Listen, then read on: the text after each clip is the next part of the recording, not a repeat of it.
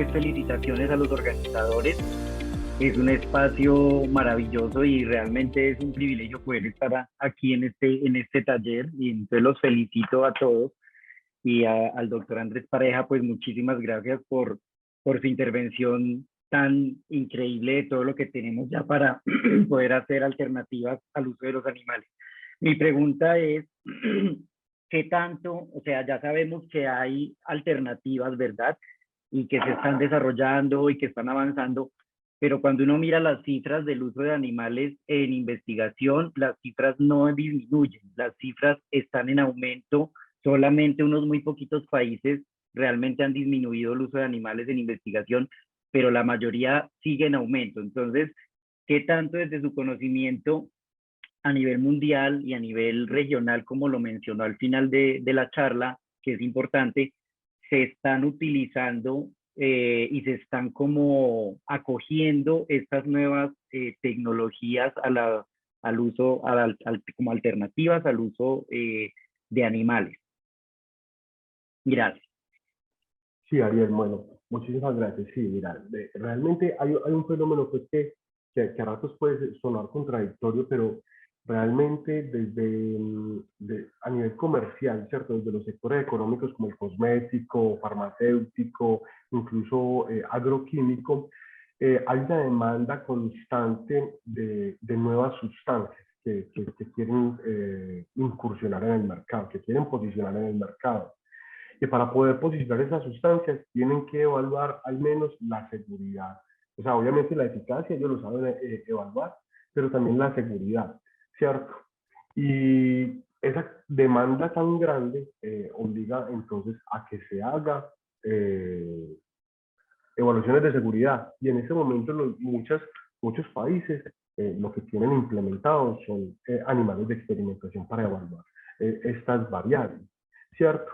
Y precisamente estas iniciativas, ¿cierto?, que nosotros estamos liderando, y es que en la medida que se puedan incorporar estas nuevas metodologías de manera comercial y que estén disponibles incluso para la industria, ellos empezarán a adquirir. Ese es el caso, por ejemplo, del sector cosmético. Como en el sector cosmético hay unas presiones mucho más fuertes a través de las directrices que se generan a nivel regulatorio y también la presión del consumidor final hacia ese tipo de productos, ese sector se ha puesto como las pilas, han sido mucho más rigurosos, tanto que ya el consumidor final es mucho más consciente y simplemente no compran los productos que han sido testeados en animales, ¿cierto? Entonces, precisamente también esa es un poco la invitación. O sea, por qué sigue creciendo la experimentación en animales?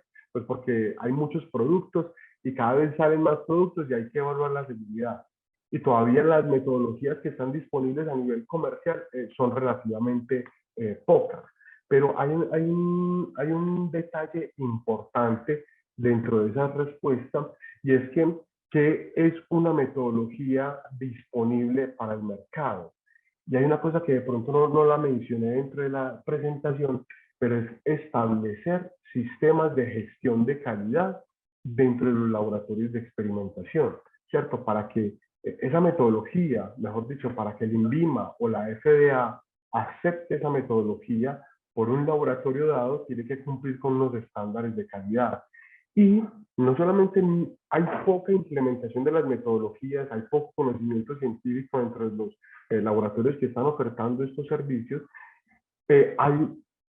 hay una poca apropiación de sistemas de gestión de calidad por estos laboratorios. Entonces, las tecnologías que están implementadas en laboratorios de experimentación a nivel nacional son muchos dentro de las universidades, pero muchas universidades todavía no le están apuntando a sistemas, a tener laboratorios acreditados, certificados bajo sistemas de gestión de calidad que permitan entonces obviamente certificar que esas pruebas se hacen con calidad de cara a nivel comercial. Y es un poco también la invitación con este tipo de talleres, es para que generemos comunidad, nos fortalezcamos a nivel regional y que podamos generar una oferta interesante para quienes demandan estos tipos de servicios.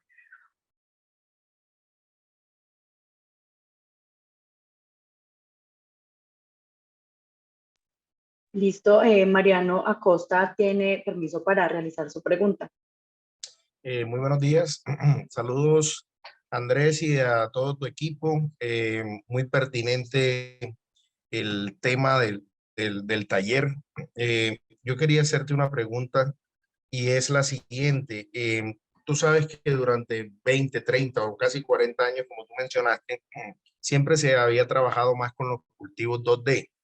Y sobre esas técnicas, esa estrategia de cultivos 2D, se desarrollaron una cantidad de técnicas. ¿Qué tanto ha migrado ya hacia el cultivo 3D? Es decir, se han dejado de utilizar técnicas como el MTT, como la exclusión de azul de tripán, eficiencia de clonación. O sea, estas técnicas han pasado ya de moda o aún se siguen utilizando y se está en un proceso de migración. O ya, digamos, todo se ha ido volcando hacia al cultivo 3D, como decías tú, para tener un mejor símil de órganos y tejidos. Sí, gracias, Mariano. Sí, mira, realmente los cultivos en células 2D en este momento se utilizan y están totalmente actualizados. Mejor dicho, casi que podríamos decir que eso es lo último en Guaracha en este momento a nivel regulatorio y comercial, ¿cierto? Las guías OCDE, por ejemplo, que son las que establecen esos parámetros, hablan de los cultivos 2D y realmente la información que generan estos cultivos en 2D es supremamente importante. Pero precisamente para poder satisfacer la necesidad de muchas de las pruebas que no se pueden realizar en cultivos 2D y que todavía se tienen que utilizar animales de experimentación, nacen estas nuevas tecnologías de cultivos en células 3D. Y sí, lastimosamente todavía no se ha masificado, todavía no se ha implementado, sobre todo en Latinoamérica tenemos un rezago importante en esta tecnología como en muchas otras tecnologías, pero particularmente en esto que nos atañe a nosotros en este taller, hay un rezago muy grande que ni siquiera está dado por la falta de conocimiento o personal capacitado para poder enfrentarlas, sino que realmente tenemos restricciones, por ejemplo, de orden tecnológico, de orden comercial. Para nosotros importar un medio de cultivo es una tarea titánica, mientras que, por ejemplo, en Estados Unidos un medio de cultivo casi que llega al otro día. Nosotros podríamos demorarnos casi entre, no sé, un mes a 3 meses de importar un reactivo dependiendo de su nivel de complejidad. Pero entonces la cadena de abastecimientos en Latinoamérica representa pues una limitante para que estas tecnologías se implementen, pero yo creo que pues quienes hemos investigado en estas latitudes conocemos del fenómeno y precisamente sí, sigo haciendo énfasis en que tenemos que hacerlo juntos, ¿cierto? Eso no lo podemos hacer solos. Un laboratorio solo difícilmente podrá incorporar estas nuevas metodologías eh, todas, sino que tenemos que apoyarnos, trabajar de manera comunitaria, generar redes de trabajo para poder ofrecer, para poder implementar modelos que ya existen y para poder generar nuevos modelos que nos permitan a nosotros entonces reemplazar la experimentación animal en esta latitud.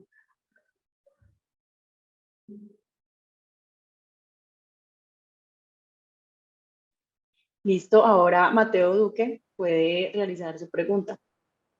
Hola, mucho gusto, Mateo Duque. ¿Me están escuchando bien? Sí, perfecto, Mateo. Andrés, hola, ¿cómo estás? De verdad que muy interesante esta charla. Creo que es muy pertinente en este momento porque yo creo que esto es el futuro. Y te quería hacer varias preguntitas, pues básicamente dos. Una está relacionada con el tema que nosotros trabajamos, que es el tema de las biotecnologías reproductivas. ¿Qué sabes o en qué estado está el tema de estos cultivos 3D para todo el tema de la reproducción asistida, también el tema de la biomedicina, pero como enfocada al tema de la reproducción, porque yo sé que se ha implementado mucho el cultivo 3D para la derivación de células madre, que es algo muy interesante y que está cogiendo mucho auge? Esa es mi primera pregunta. Y la segunda pregunta que te quería hacer era con respecto, porque como decías ahorita, el tema de importación hacia Colombia, el tema de los precios para Colombia. Eso también nos limita mucho a nosotros los que trabajamos en ciencia, porque bueno, digamos que el presupuesto es muy ajustado, entonces uno tiene que, cuando tiene nuevas convocatorias o cuando tiene que comprar reactivos y arma estos experimentos, dice, bueno, espérate, pero esto me vale muchísimo más que ese cultivo 2D, pero que obviamente para el momento de la publicación es algo que nosotros nos sirve mucho para publicar en grandes revistas. Entonces el tema de que sabes de precios y el tema de vencimientos, porque como habías dicho, aquí llegan reactivos 8 meses después, entonces llegan reactivos y uno dice, pero se me vencen 3 meses. Entonces, bueno, esas serían mis 2 preguntitas. Sí, Mateo, en términos de las biotecnologías reproductivas, estas estrategias de cultivos 3D, mejor dicho, están generando unos cambios de paradigmas importantes.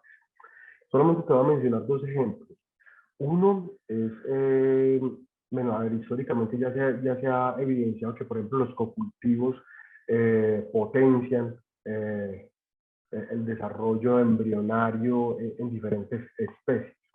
Y precisamente estas metodologías 3D están presentando alternativas a través de cocultivos con esferoides, a través de tejidos reconstruidos y a través de organ on a chips, ¿cierto? Casi que son chips donde se pueden llevar a cabo todos los procedimientos de biotecnología reproductiva, ¿cierto? Casi que puedes poner el osito y se hacen a través de procesos de microfluídica en ese órgano, en la chip, en ese cassette, se hacen los cambios de medios, se pueden hacer medios secuenciales, se puede incluso hacer la fertilización, se puede cambiar ahí todo el medio de cultivo y pues finalmente obtener embriones, ¿cierto? Poder obtener embriones de una manera mucho más eficiente y pues que mucho más controlada y que eventualmente se perfila o que está dando los pasos precisamente para hacer la automatización de estos procesos, ¿cierto? Que eso es una noticia interesante. Y con respecto a lo otro, es un problema que casi que es de nosotros, ¿cierto? En el mundo no se le está trabajando la cadena de abastecimiento porque ellos no tienen ese problema, ¿cierto? En Estados Unidos, en Europa, generalmente los problemas no son de cadena de abastecimiento o porque se le venzan los medios, ¿cierto? Pero eso es un problema muy de nosotros, aquí en Latinoamérica. Entonces, yo creo que esa sí se la trasladamos un poquitico a otros de nuestros expertos que nos van a acompañar durante ese taller, de cómo nos van a ofrecer ellos unas alternativas para poder incorporar estas metodologías y de cómo reducir esos riesgos en esta cadena de abastecimiento, ¿cierto? Pero se la dejamos a nuestros proveedores y a nuestros compañeros que seguirán en este taller. Listo, vamos entonces con unas últimas 2 preguntas que nos dejaron en el chat. Valentina Ramírez nos dice, buenos días. Bueno, perdón, me dicen que sana. Tatiana Castañeda nos dice, buenos días, muchas gracias por la información, muy interesante la charla. Teniendo en cuenta su experiencia en el tema, ¿cree posible que algún día estas técnicas in vitro lleguen a reemplazar por completo la experimentación en animales? Sí, yo creería que sí, ¿cierto? En la medida que vamos aprendiendo más de estos fenómenos y con los avances que se están dando, yo creo que en un futuro no muy lejano, los animales de experimentación serán un caso del pasado, ¿cierto? Y que nosotros vamos a poder obtener modelos experimentales mucho más precisos que van a reemplazar totalmente toda la experimentación en la vida.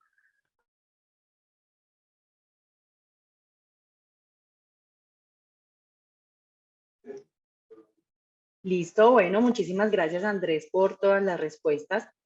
A continuación nos acompaña Moisés Gamero Hernández en representación de Equipos y Laboratorio de Colombia y Thermo Fisher Scientific de Estados Unidos con la charla Cómo obtener información relevante a partir de mis cultivos celulares en 3 dimensiones.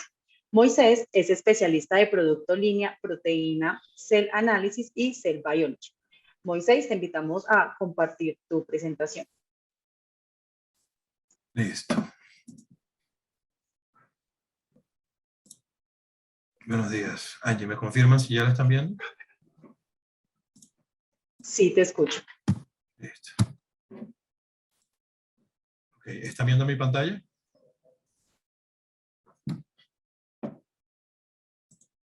¿Sí? Sí, sí, se está viendo la pantalla. Perfecto. Bueno, voy a empezar. Buenos días a todos. Primero quiero agradecer por la invitación. Quiero agradecer al equipo de laboratorios que es distribuidor parte de este portafolio acá en el territorio. Y a la Universidad CES por la invitación a participar en este curso. Como les comentó Angie, mi nombre es Moisés Gamero Hernández. Yo soy especialista de productos de 2 unidades de negocios dentro de la división de biociencias de Thermo Fisher Scientific. Soy responsable de toda la línea de biología celular que comprende todo lo relacionado con cultivo en 3 dimensiones y Protein and Cell Analysis, que va a ser parte de lo que vamos a hablar hoy. ¿Y de qué vamos a hablar hoy? Ya sabiendo pues la relevancia de los cultivos celulares en 3 dimensiones, entonces ahora vamos a hablar un poco de cómo saco información, cómo obtengo información de valiosa para poder publicar. ¿Okay? Primero, y vamos a hablar, a mí me gustan muchísimo estas presentaciones de microscopía, porque todo o buena parte de la presentación va a estar relacionada con microscopía, porque son presentaciones desde el punto de vista estético muy bonitas, tienen fotos muy agradables. Entonces, ¿por qué la fluorescencia es importante en microscopía? ¿Por qué es importante utilizar marcajes fluorescentes? Y yo creo que estas imágenes que tenemos ahí hablan por sí solas. Imágenes buenas, imágenes de calidad, marcajes buenos, me pueden permitir contar una buena historia. Al final del día sí, somos científicos, queremos publicar, pero el storytelling es muy valioso. La forma en la que yo voy contando mi historia y contando mis resultados es algo muy valioso. Por otro lado, hacer marcajes fluorescentes me permite hacer multiplexados. Yo puedo hacer distintos marcajes para distintos procesos celulares, para distintos fenómenos, para distintas respuestas a mis tratamientos experimentales, y eso lo puedo tener en distintos canales de fluorescencia que lo puedo superponer como lo que tenemos en esta foto. Entonces vamos a tener una foto con varios colores, producto cada uno de un marcaje fluorescente distinto. Ahora, las técnicas de microscopía que se están utilizando y que se han utilizado usualmente en cultivo celular en 2 dimensiones. Así como en cultivo celular en 2 dimensiones, examinar las células mientras están cultivadas es muy importante. A diferencia de un cultivo convencional en 2 dimensiones, donde yo tengo que analizar, por ejemplo, si mis células alcanzan confluencia, en 3 dimensiones tengo que verificar que el organoide, o el esferoide crezca. Tiene que haber proliferación de mis células y eso tengo que monitorearlo utilizando microscopía. 2D es una tecnología que es muy cómoda para utilizar contraste de fases, sin embargo en 3 dimensiones es un poco más difícil. Pero en cultivos celulares en 3 dimensiones hay otros tipos de microscopía y otras técnicas de imagenología que me permiten trabajar y me permiten sacar información de los cultivos de 3 dimensiones. Puedo utilizar, por ejemplo, microscopía multifotónica, microscopía de células vivas, de la cual yo soy un partidario y me gustan muchísimo los experimentos que salen de microscopía de células vivas, donde hago, por ejemplo, análisis de alto contenido, microscopía de fluorescencia, de la que vamos hablar en detalle en esta presentación, y tomografía de coherencia óptica, que es una microscopía bastante avanzada o una aproximación de imagenología bastante avanzada. En esta tabla que tenemos a la izquierda, pues tenemos un detalle de cuáles son las ventajas y las desventajas de cada una de estos tipos de microscopía. Obviamente la microscopía de campo claro va a ser la más económica, la más sencilla de utilizar, pero la cantidad de información que voy a poder obtener es menor. La microscopía de fluorescencia, que me sirve para células vivas y para células fijadas, es mucho más laboriosa, es un poco más costosa que la microscopía de campo claro. Sin embargo, la cantidad de información que puedo obtener es muchísimo mayor. Microscopía confocal, pues solo me permite trabajar con células teñidas, solo células o secciones de células fijadas, y puedo hacer reconstrucciones en 3 dimensiones. ¿Cuáles son las limitantes? Es mucho más costosa, la disponibilidad de equipos de microscopía confocal es menor y requiere de un entrenamiento particular. Vamos a continuar. Entonces, ¿cuáles son los tipos de análisis que puedo hacer yo sobre mis esferoides o mis organoides? Yo puedo hacer análisis como los que vemos ahí, puedo utilizar anticuerpos, puedo utilizar reactivos para marcar, por ejemplo, apoptosis en mis células o viabilidad celular, de la que hablaron un poco en la sesión de preguntas de la sesión anterior. ¿Y qué puedo hacer con esos marcajes? Puedo hacer lo mismo que hago con cultivos celulares en 2 dimensiones. Puedo hacer citometría de flujo, puedo hacer microscopía, puedo hacer análisis de alto contenido, o sea, high content screening, sobre mis esferoides. Lo importante, lo que quiero que se lleven de todo esto, y el doctor Pareja lo mencionó en su presentación, se utilizan medios de cultivo, obviamente, pero los reactivos que vamos a utilizar, bien sea para 2 dimensiones o para 3 dimensiones, son prácticamente los mismos. Lo importante son las aproximaciones que vamos a hacer para sacar la información. Es importante tener en cuenta, y esto es algo, a mí me gusta mucho mostrar esta diapositiva justo antes de la siguiente que vamos a mostrar. En los esferoides, y esto probablemente lo van a ver ustedes, o en los organoides, también va a haber gradientes de la distribución de distintas moléculas. Va a haber gradientes de distribución de oxígeno, gradientes de distribución de glucosa, una zona de proliferación y zonas donde no se están dividiendo las células. Y eso va a generar distintas tinciones o distintas respuestas a las tinciones fluorescentes que vamos a tener. Quiero que se centren en algo que, recuerden que los esferoides y organoides no tienen vascularización, entonces el movimiento de las moléculas va a depender de una difusión. En ese caso, entonces, el gradiente de oxígeno va a obedecer a una difusión donde la concentración va a ser mayor en la periferia y menor en el interior del esferoide. Y eso lo podemos ver claramente en esta imagen que tenemos acá. ¿Qué tenemos acá? Aquí tenemos células células GELA cultivadas en placas núcleo, en placas para cultivo en 3 dimensiones de Thermo Fisher. Y están marcadas en 2 canales, un canal rojo y un canal verde. El canal rojo es una tinción que permite marcar células en condiciones de hipoxia. Mientras que el canal azul es un marcaje que nosotros llamamos Nude Blue, que es para células vivas. Y podemos ver claramente que en la periferia tenemos una cantidad de células vivas y en el interior podemos ver entonces que tenemos células que están en condiciones de hipoxia. Eso responde bastante bien a lo que vimos en la diapositiva anterior. Esta es la clase de información que tenemos que sacar de nuestros esferoides. Esto es una de las tantas informaciones que podemos sacar, no es la única. La idea es entender cómo puedo obtener información relevante. ¿Y qué quiero que tengan en mente acá? Una de las cosas que me gusta muchísimo de esta diapositiva es, tenemos la misma imagen, una en campo claro a la izquierda y una con microscopía de fluorescencia a la derecha. Claramente, cuando utilizamos fluorescencia, la cantidad de información que obtenemos es muchísimo mayor. La magnificación va a ser exactamente la misma, no estamos jugando con los objetivos del microscopio. Sin embargo, la cantidad de detalle, la resolución que vamos a entender, va a ser mayor desde el punto de vista técnico. Entonces, yo puedo aumentar la resolución y aumentar la cantidad de detalle y la cantidad de información que voy a obtener utilizando marcajes fluorescentes. Ya vamos a ver un poco más adelante los tipos de marcajes fluorescentes. Y estos marcajes fluorescentes los utilizo en un microscopio de fluorescencia. Básicamente un microscopio de fluorescencia, aquí tenemos el ejemplo de uno de nuestros microscopios, sin embargo hay lugares comunes en todos los microscopios de fluorescencia. Vamos a tener una fuente de luz, donde esa fuente de luz genera una longitud de onda particular que va a moverse, sería ese camino de flechas verdes que tenemos a la derecha de la diapositiva, va a moverse dentro del microscopio, va a interactuar con nuestra muestra, va a excitar los fluoróforos, y estos fluoróforos entonces van a emitir una fluorescencia que va a entrar al microscopio a través de los objetivos, como lo vemos ahí entonces en el canal, en el camino rojo de flechas, y va a llegar hasta el detector. Y al final entonces vamos a obtener una imagen como la que tenemos a la izquierda. Esto es entonces lo que tenemos que hacer y lo que tenemos que tener en mente cuando estamos trabajando. ¿Qué es importante tener en cuenta cuando estamos haciendo marcaje fluorescente?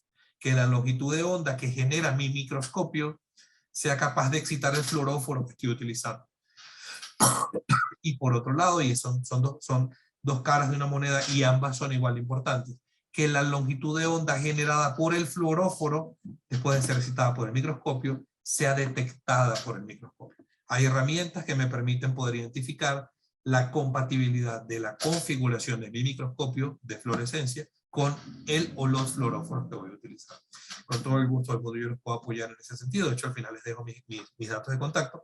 Parte de mi gestión dentro de Thermo Fisher es esta, sentarme con investigadores y poder decir, ok, bueno, ¿qué configuración de microscopio tienes? Tengo un microscopio X con una configuración Y quiero utilizar estos marcajes. Vamos a ver cuáles son compatibles, porque es importantísimo. De lo contrario, nuestro microscopio sería, entre comillas, ciego a la fluorescencia.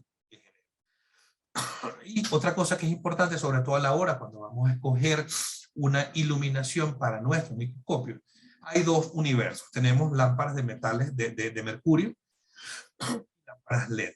Las lámparas LED son una nueva tecnología y son una alternativa muy, muy beneficiosa cuando las comparamos con lámparas de mercurio. La lámpara de mercurio pierde cerca de un 0.5% de intensidad de excitación por cada hora de uso. Lo que quiere decir que después de 100 horas de uso, la lámpara llegó a la mitad de la excitación. Y aunque no se haya quemado, hay que reemplazarlo. Eso entonces se convierte en un consumible de nuestro microscopio. Sin embargo, la lámpara LED, como lo podemos ver a la derecha, en el gráfico de la derecha, va a ser siempre la misma señal a lo largo del pie. Por otro lado, el impacto ambiental, y tenemos que ser responsables, y ya lo hablaba Andrés en la presentación anterior, hay también una responsabilidad de nosotros como científicos de minimizar nuestro impacto ambiental con el trabajo que hacemos. Las lámparas de mercurio tienen un impacto ambiental considerablemente más alto. Así que mi recomendación es no solo escojan un microscopio con una diversidad de filtros y una diversidad de canales de fluorescencia, sino con una iluminación que sea mucho más eficiente y más amigable con el medio ambiente. Ahora, ¿cómo visualizo y cómo analizo entonces? ¿O cuáles son los fundamentos básicos de análisis de microscopio? Lo importante, y aquí hay un par de citas de usuarios de tecnologías de Thermo Fisher a nivel mundial, y es importante que tengan cosas en claro. Primero, hay que visualizar las células para verificar que las células están creciendo, que están saludables nuestro cultivo, antes de llegar a la fase de experimentación. Y por otro lado, tú puedes tener un proceso de producción del esferoide muy largo, pero tienes que estar seguro de que lo estás haciendo bien. Y al final del día, cuando ya terminamos con todo, ya generamos los esferoides y vamos a la parte de experimentación, tenemos que obtener información relevante. ¿Qué podemos hacer o cuál es el state of the art cuando hablamos de visualización y análisis de microscopio? Se utiliza, y ya hablamos un poco de microscopía de fluorescencia, que es lo que tenemos ahí en donde dice EVOS Imaging System, que es un tipo de alternativa, o sea, microscopía de fluorescencia en líneas generales. Luego están las plataformas de alto contenido, que es básicamente la posibilidad de generar un análisis automatizado en distintos canales de fluorescencia utilizando microscopía confocal, donde si lo comparo con microscopía de fluorescencia convencional, la cantidad de información va a ser considerablemente mayor. De hecho, esto hace parte, el alto contenido hace parte de la celómica, o sea, donde yo estoy haciendo análisis de una gran cantidad de data. Podemos hacer análisis con lectores de microplacas, donde en lugar de obtener una imagen, voy a obtener entonces un número que puedo graficar, sobre el cual puedo hacer análisis estadísticos, con el cual puedo sacar conclusiones basadas en matemática un poco más robusta, y análisis de expresión de genes. Yo particularmente soy especialista y me he dedicado a mi formación profesional en las tres tecnologías que vemos a la izquierda. No estoy especializado en expresión de genes, por lo tanto no vamos a abordar eso en esta presentación. Sin embargo, si en algún momento quieren hablar con alguno de nuestros especialistas de productos dedicados a expresión de genes, con gusto los pongo en contacto con ellos. ¿Okay? ¿Cuáles son uno de los principales retos que nos encontramos cuando estamos trabajando principalmente con microscopía de fluorescencia? Los índices de reflexión y de absorción de luz excitable debido al grosor de nuestro esferoide son distintos en un cultivo en 3 dimensiones que en un cultivo en 2 dimensiones. En ese sentido, entonces es recomendable utilizar reactivos llamados anti-fade que me permiten clarificar un poco el proceso de montaje de mi célula y me van a permitir obtener imágenes de mucha mejor calidad que las que obtengo normalmente. Entonces, para obtener una imagen como la que tenemos abajo, que se generó gracias a un microscopio M7000, que no es un microscopio confocal, sin embargo, puedo hacer una deconstrucción de este estilo gracias a un software de convolución en 3 dimensiones. Es importante tener en cuenta que para poder tener información de todos los planos focales y hacer una deconstrucción de este estilo, entonces me voy a tener que basar en reactivos que me van a permitir clarificar un poco el movimiento de la luz.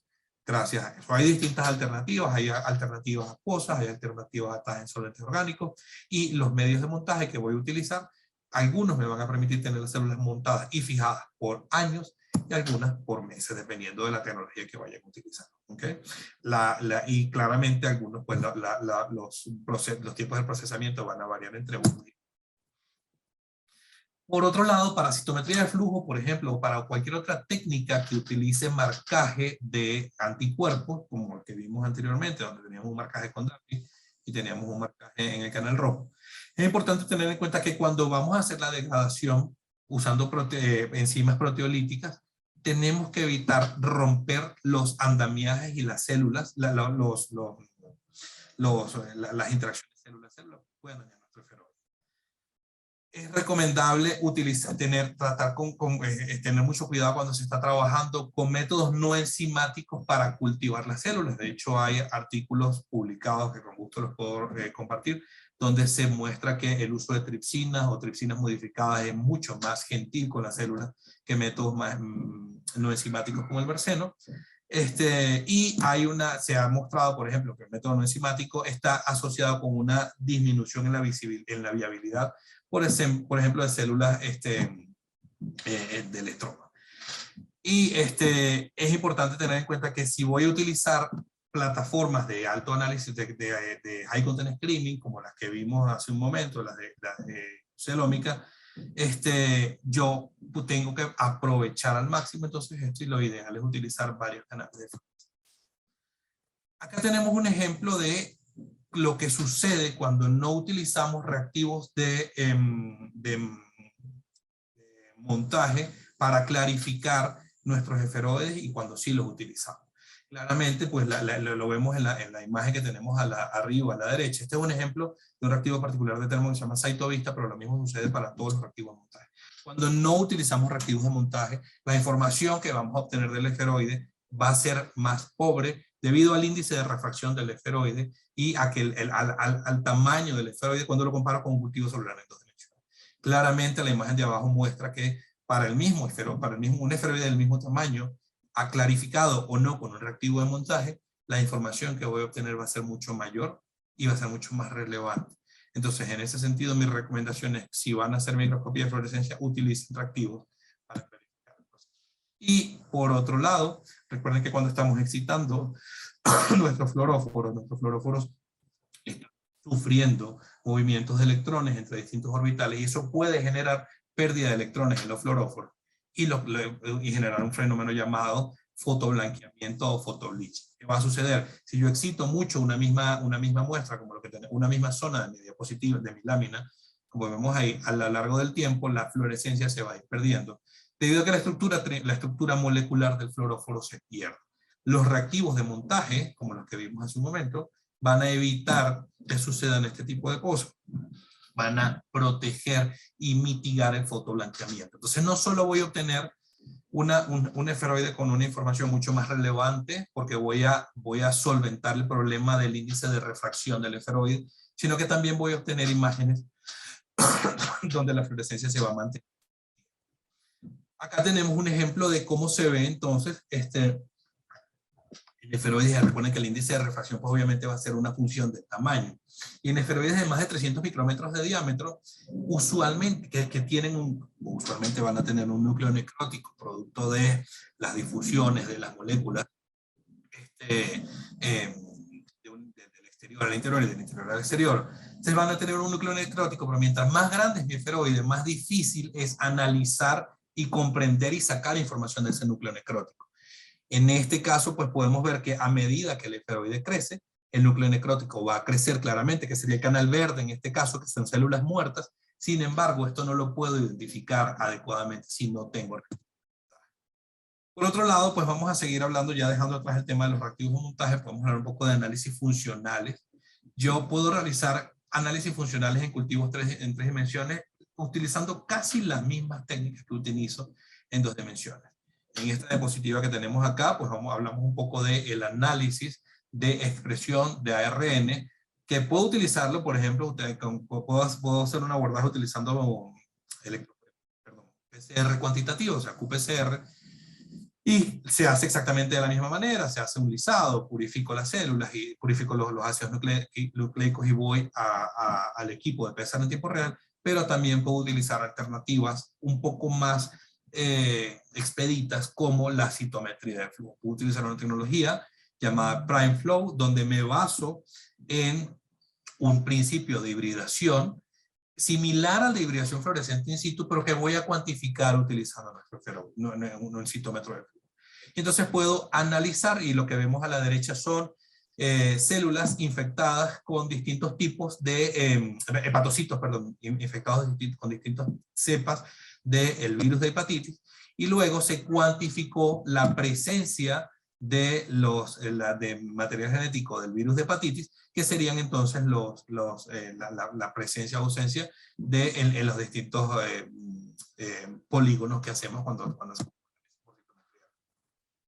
Y ya hablando un poco más de análisis de alto contenido, high content screening, estos son equipos que existen en el mercado y están cobrando mucha fuerza últimamente, donde yo puedo colocar mis células o esferoides en placas de múltiples pozos. Cada uno de los pozos entonces me permite la posibilidad de hacer una réplica de un experimento. Yo supongamos que tengo una placa 96, entonces tengo los primeros 3 pozos mi control positivo, y después de a 3 en 3, distintas, estoy probando, no sé, librerías de compuestos sobre células cancerígenas para ver si hay algún efecto o no sobre las células, y luego el equipo se encarga de hacer un análisis, de enfocar de manera automatizada y de leer en cada uno de los pozos, perdón, y de leer fluorescencia en cada uno de los canales que yo hago. ¿Cuál es el tipo de información que podemos tener? Podemos tener algo como lo que tenemos a la derecha. Tenemos 2 tipos de células, bien sea la célula HeLa o las A549, que ambas son células tumorales, y tenemos células marcadas tratadas con una droga en particular. Podemos ver que de abajo hacia arriba la concentración de la droga aumenta, y la fluorescencia verde es una tinción que marca apoptosis. Entonces podemos ver que a medida que aumenta la concentración, que serían los paneles de abajo, la actividad apoptótica, o sea, la apoptosis aumenta, y la salud mitocondrial o el mantenimiento de la potencial de membrana mitocondrial, que sería el canal en naranja, se va perdiendo. Y eso lo podemos ver de manera visual, como que claramente en las imágenes, pero lo podemos cuantificar y lo podemos graficar, que serían los gráficos que están abajo. Y esto claramente me permite poder identificar entonces temas relacionados con dosis y respuesta, y poder sacar información bastante relevante. Acá es otro ejemplo de lo que podemos hacer, donde tenemos una tinción fluorescente en el canal verde, donde las células verdes están vivas y las células rojas están muertas. Estos son esferoides de células HeLa tratadas con niclosamida, la misma droga de la que hablamos en el caso anterior, y claramente, como decía al principio de la presentación, estas presentaciones son muy hermosas porque la imagen habla por sí sola. Podemos ver que en el control positivo, que sería a la izquierda de nuestra imagen, hay algunas células muertas, completamente normal cuando estamos trabajando con cultivo celular, pero cuando la concentración va aumentando, podemos ver cómo disminuye un poco la fluorescencia en el canal verde, pero va aumentando la fluorescencia en el canal rojo. Estamos viendo claramente una respuesta al tratamiento que estamos utilizando. El tratamiento va a depender de lo que tengan ustedes en el laboratorio. Esto no es más que un marcaje que me permite hacer analizar la respuesta al tratamiento experimental.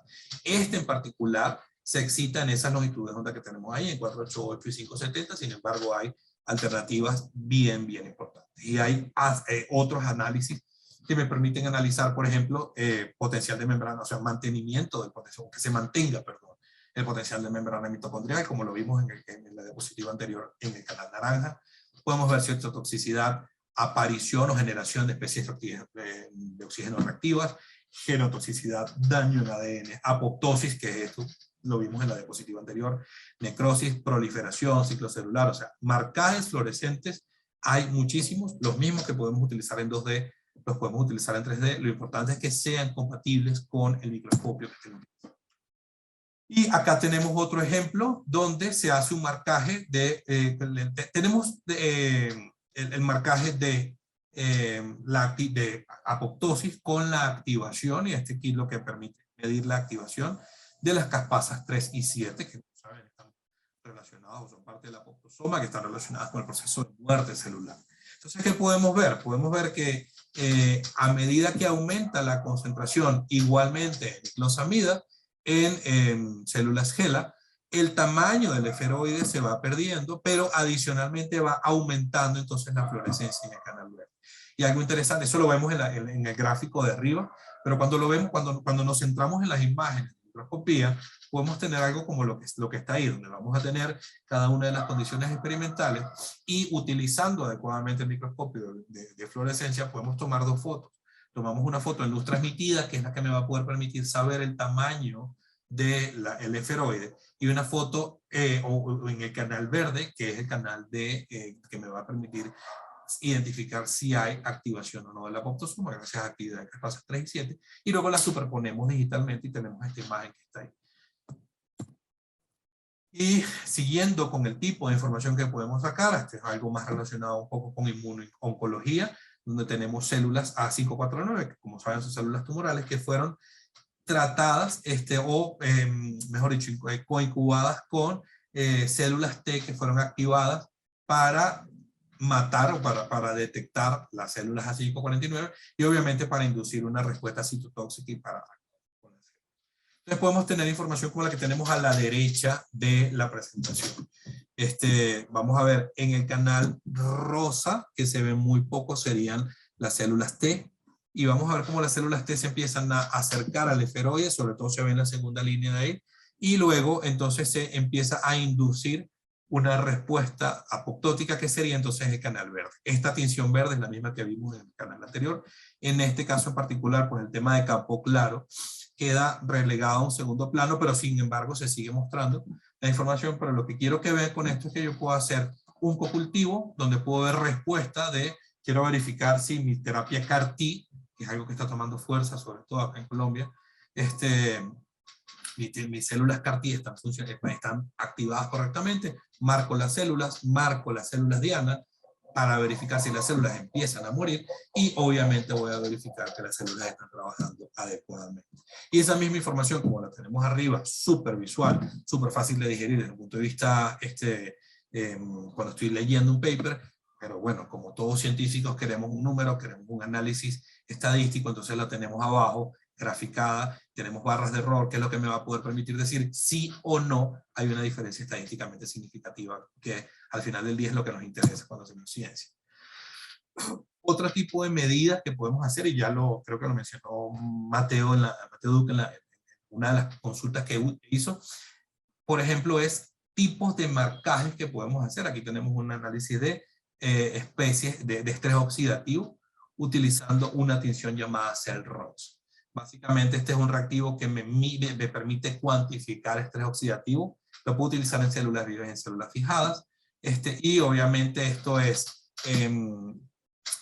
estamos induciendo estrés oxidativo sobre esferoides de cáncer de células A549, y podemos ver que a medida que aumenta la concentración, en este caso va de abajo hacia arriba el aumento de la concentración, el control positivo sería la línea inferior de las imágenes que tenemos en el centro de la diapositiva, las células están sin estrés oxidativo, y a medida que aumenta la concentración de la droga, claramente aumenta el estrés oxidativo, y lo podemos ver en un aumento.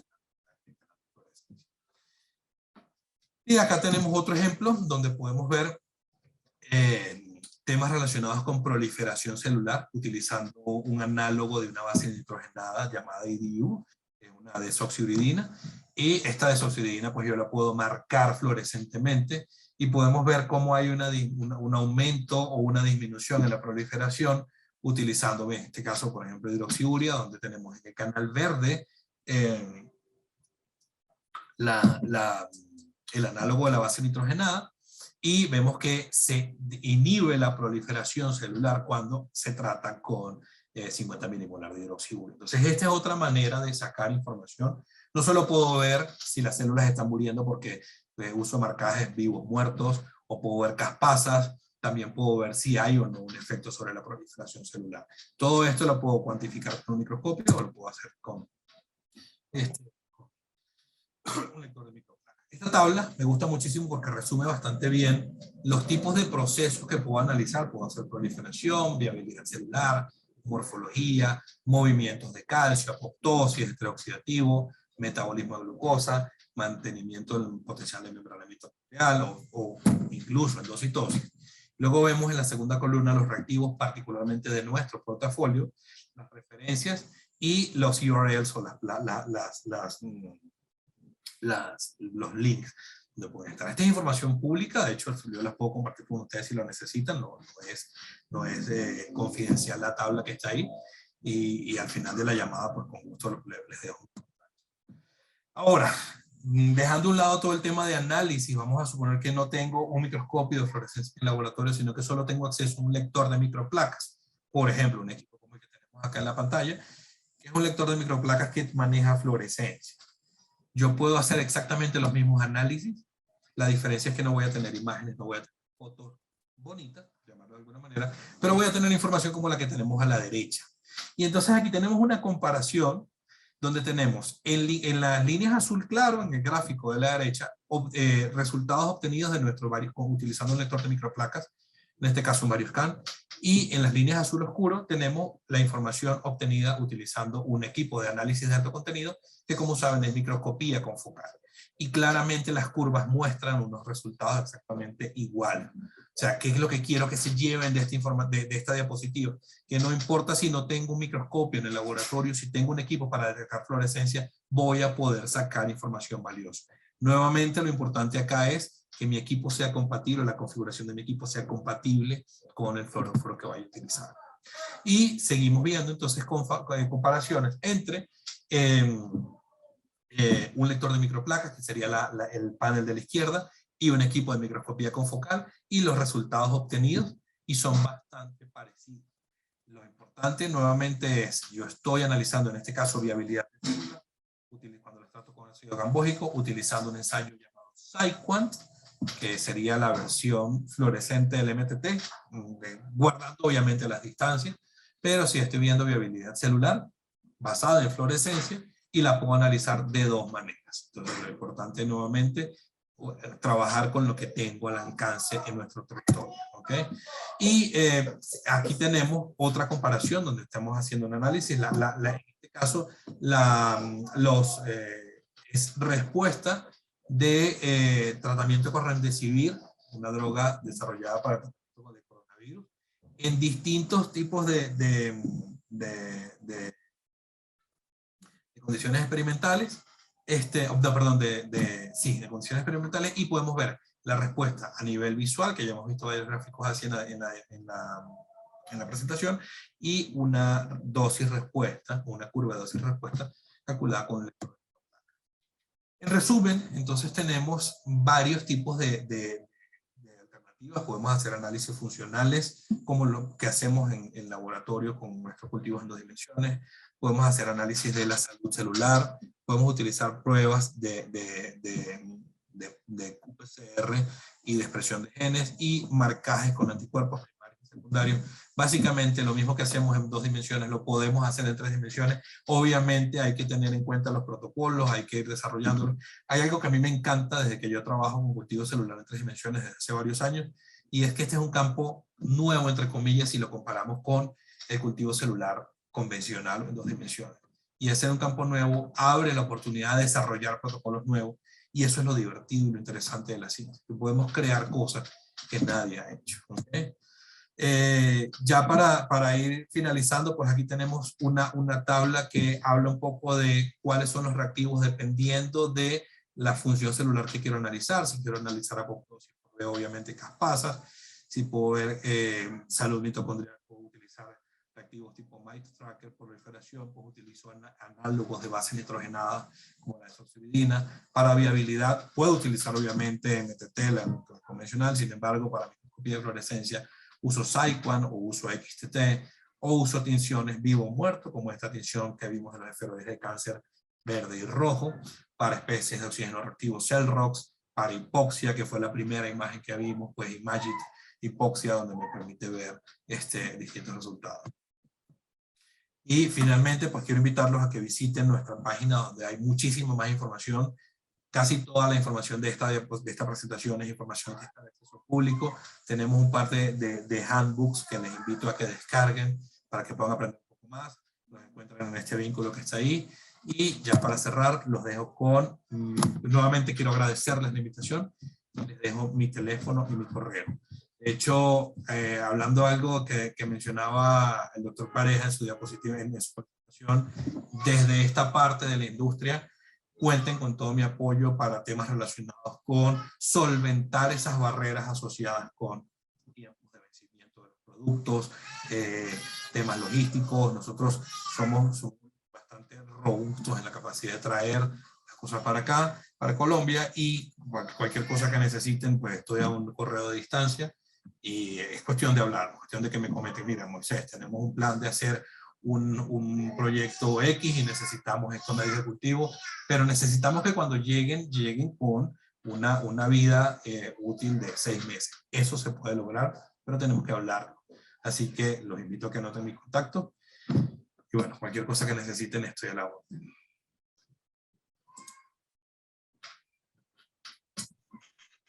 Bueno, agradecemos a Moisés por su charla y daremos un espacio para responder las preguntas. Aquí tenemos 3 en el chat. María Camila Jiménez escribe: muchas gracias, doctor Gamero. ¿Podría compartirme cómo se llama el reactivo para medición de ROS en esferoides y 2D? ¿Es la misma tecnología de la sonda H2DCFDA o es otra? El de medición de ROX se llama CellROX. ¿Okay? Así, Cell, como célula en inglés, y ROX, de reactivo. Y es una tecnología similar a la que ella menciona. Listo, por acá tenemos otra. Mariano Acosta nos pregunta: ¿cuántos canales se pueden leer simultáneamente en microscopía de fluorescencia para hacer varias mediciones al tiempo? Va a depender del microscopio que tenga. Por ejemplo, los microscopios que mostré yo en mi presentación, que son microscopios de termo, tienen 4 canales de fluorescencia. Y es lo mismo, por ejemplo, con un citómetro. Hay citómetros con 4 canales, hay citómetros con 16 canales, 60 canales. Pero va a depender del equipo que ustedes tengan. Yo con todo el gusto podemos sentarnos y ver la configuración del equipo y ver cuáles fluoróforos son compatibles. Por acá tenemos a Mario Negrete que nos escribe: el estado de estrés oxidante en células depende de varios marcadores como niveles y forma redox de antioxidantes de bajo peso molecular, niveles de especies reactivas de diferente tipo, actividades enzimáticas, etc. Exactamente qué mide CellROX y por qué podemos decir que evalúa estrés oxidante. Porque es el rostro que marca especies de oxígeno reactivas. ¿Ok? Y entonces eso está asociado con estrés oxidativo. Lo que estoy marcando es la presencia o no de especies de oxígeno reactivas. No estoy marcando las otras. Obviamente, para eso va a estar, o sea, el estrés oxidativo está asociado, no es una cosa pues, de un solo factor, o es multifactorial como todo en la biología, pero con CellROX solo estoy marcando presencia o ausencia de oxígeno reactivo, de especies de oxígeno reactivos. Listo, por acá tenemos una última pregunta. Pedro Espitia: buenos días, agradeciendo la ponencia del doctor Gamero. Una pregunta: ¿hay forma de establecer un contacto con proveedores de Thermo Fisher para la parte de esferoides? Claro, claro que sí. Envíame un correo y con gusto yo te pongo en contacto con nuestros proveedores. Nosotros, o sea, Thermo tiene 2 maneras de ir al mercado en Colombia. Yo estoy ubicado en Colombia, en Bogotá, pero atiendo un territorio que comprende norte de Sudamérica, Centroamérica y el Caribe. Particularmente Colombia es un territorio bien interesante para nosotros, porque tenemos canales de distribución, pero también tenemos entidad legal en Colombia. Entonces, dependiendo y eso lo escoge el cliente al final, si quiere trabajar con nosotros o con un canal de distribución. Envíame un correo o un WhatsApp, me cuentas qué necesitas o llegamos juntos a qué necesitas, y con gusto yo le pido al equipo comercial que te contacte o al de nuestro distribuidor que te contacte, como tú prefieras. Bueno, muchísimas gracias, Moisés, por las respuestas y la charla que nos acabas de dar. Le recordamos a todos los asistentes llenar el link de asistencia. Bueno, entonces, Gracias. por último, muchísimo gusto. Por último, nos acompaña Dayangelina Guerra Flores de la Unidad de Toxicidad in vitro de la Universidad CES con la charla Sistemas microfisiológicos para la evaluación de toxicidad de contaminantes ambientales. Dayan es bioingeniera de la Universidad de Antioquia e investigadora de la Unidad de Toxicidad in vitro de la Universidad CES. Dayan, te invitamos a compartir tu pantalla.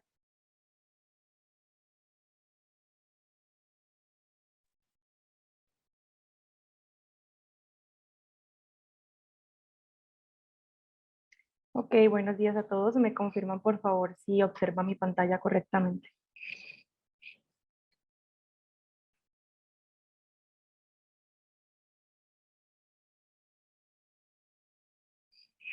Ok, bueno, primero que todo, muchas gracias a todos por su asistencia el día de hoy.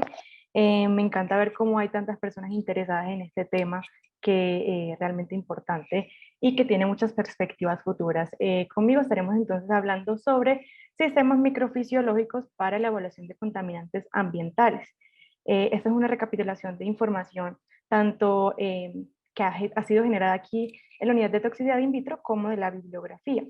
Y bueno, antes de empezar con el tema y el concepto de los modelos microfisiológicos, es importante que entendamos un poco de ese contexto del cual ya también nos han hablado en otras presentaciones. Andrés ya mencionó algunos tipos de modelos tradicionales, pero entremos un poco en materia y es que estos modelos, sobre todo los modelos en 2 dimensiones y las pruebas in vivo, han sido utilizados durante años, incluso llegándose a considerar como el estándar de oro en muchos casos para la evaluación de un evento de interés. Entonces, cuando tenemos un cultivo en 2 dimensiones, estamos hablando de un cultivo de células que ha sido pues previamente aislado y que incluso pudo ser transformado para obtener una línea inmortalizada que crece entonces de forma adherente en un plato de cultivo, en un frasco de cultivo, generalmente un material polimérico que ha sido tratado para favorecer esta adhesión.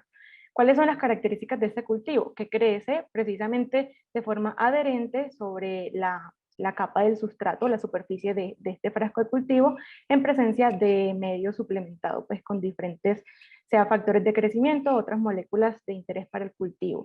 Eso genera entonces una única capa de células y un monocultivo, es decir, tengo una única línea celular y una capa uniforme de células que pues puedo controlar hasta que lleguen a la confluencia de interés.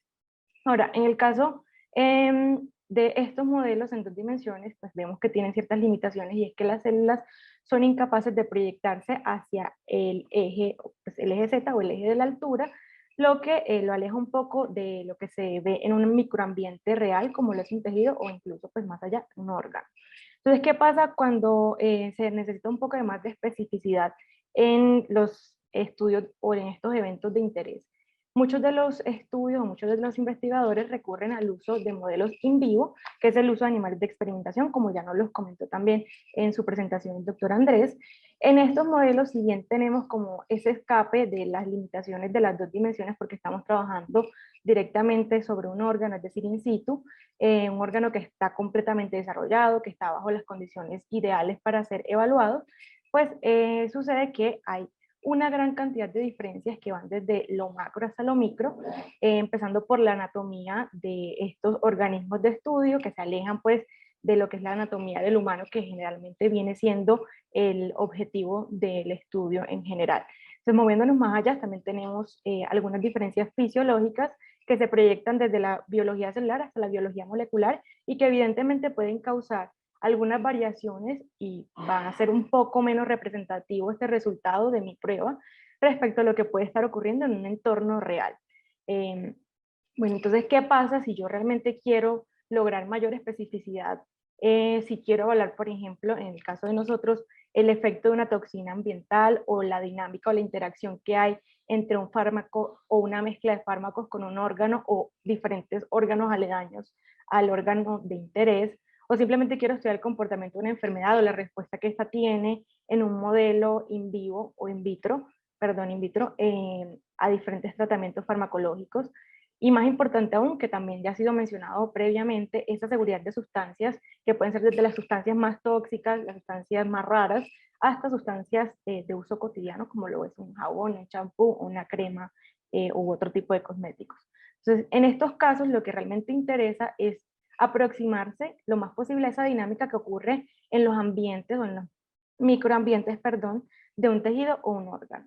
¿Cómo logramos esto? Pues realmente esto se logra, no es una única respuesta, es realmente un despliegue de diferentes disciplinas, y es con esta interacción multidisciplinaria que se han logrado pues destacar algunos desarrollos científicos importantes que hoy en día nos permiten obtener lo que se conoce como un sistema microfisiológico.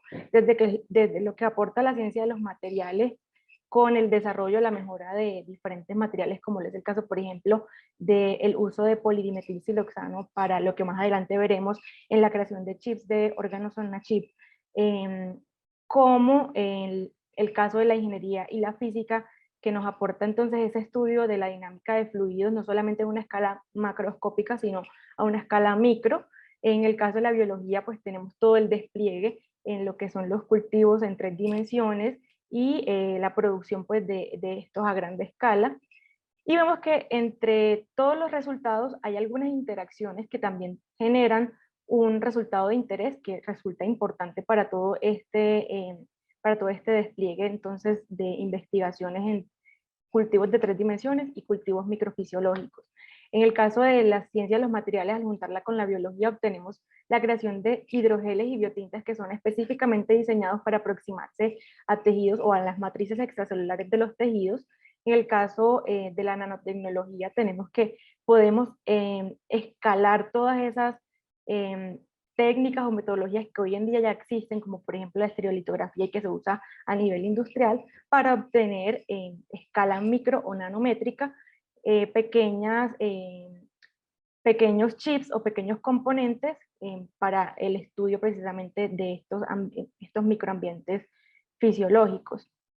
Es de esta manera entonces que encontramos un equilibrio, un balance entre todas estas interacciones y podemos definir entonces un sistema microfisiológico como una plataforma de cultivo in vitro. Es importante que sea in vitro porque precisamente queremos prescindir de todo ese componente in vivo, pero que además tenga ese componente celular tan importante que puede provenir de un explante, un tejido, puede ser una célula primaria o una formación ya en 3 dimensiones como lo es un cultivo organotípico, que se le provea entonces un microambiente que promueva interacciones físicas, biológicas y bioquímicas y mecánicas para que se aproximen a esas dinámicas y a esos comportamientos reales de órganos y tejidos a los que tanto estamos apuntando.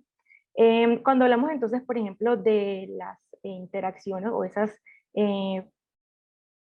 características mecánicas dentro de este cultivo, hablamos, por ejemplo, de las tensiones y de las resistencias que tiene cada tejido. Por ejemplo, no es lo mismo la resistencia mecánica de la piel a la resistencia mecánica de un órgano interno como lo es un pulmón o un riñón. Cuando hablamos entonces de estas características físicas, hablamos de características como la porosidad que tiene cada uno de estos microambientes, y lo bioquímico y lo biológico evidentemente hace referencia a la interacción que tienen tanto en tipo celular como molecular las células con su entorno y con otros tipos de células. Ahora, dentro de estos sistemas microfisiológicos podemos hablar de sistemas en 3 dimensiones también, aunque no necesariamente son sinónimos. Hablamos, por ejemplo, de estos sistemas en 3 dimensiones que pueden ser independientes de andamio, como los ya han mencionado, esferoides y organoides, que se aprovechan precisamente esa capacidad de las células de aglomerarse y formar construcciones en 3 dimensiones de tipo esféricas que pueden contener una o más tipos de células precisamente para asemejarse a estos tejidos de interés. Y nos podemos desplazar también un poco a lo que son los sistemas dependientes de andamio, en donde podemos hablar de diferentes técnicas de biofabricación que nos permiten obtener diferentes scaffolds. Por ejemplo, está el electrohilado, tenemos la bioimpresión, tenemos las microencapsulaciones, incluso la estereolitografía aplicada pues a los cultivos celulares, entre muchas otras de estas tecnologías. Y finalmente llegamos a lo que son los modelos un poco más complejos, que son los modelos híbridos, en donde yo aprovecho muchas de las características, no solamente de los cultivos en 2 dimensiones, que generalmente son los más usados y que han proporcionado una base sólida para lo que hoy en día son los sistemas en 3 dimensiones y los sistemas microfisiológicos, sino que también entonces hay un aporte de otras disciplinas como lo son, por ejemplo, las interacciones de microfluídica en un órgano, en un chip.